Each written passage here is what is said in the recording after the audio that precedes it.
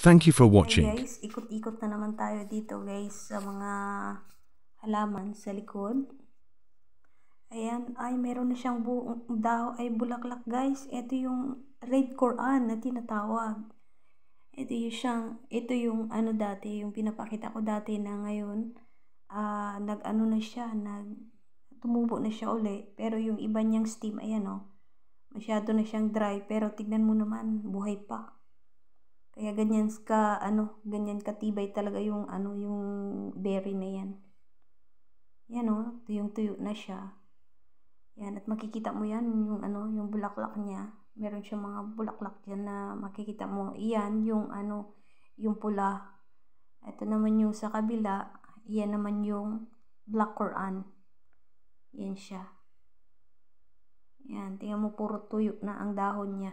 Wala na siya dahon kasi pag winter talaga, yan sila, mamamatay talaga yan sila. Pero pag summer na, ayan, balik na naman sila dun sa nila, sa season nila. Ito naman yung ito na rin yung yung red. Pula din ito, red Quran yan. Tapos meron na rin siyang mga guys, mga buds na siya. Tapos may mga na rin, may mga dahon-dahon na rin kasi sibo lang ng mga buds niya at may mga bulaklak na rin. Kahit na tuyong-tuyo na siya guys, yung mga stem niya talaga makikita mo na parang sa tingin mo pa lang parang mamamatay na sila, pero tingnan mo yung mga dahon. Ewan ko nga kung paano siya nakasurvive. Kasi siya talagang nung binalik ko yan dati, talagang namatay na sila lahat.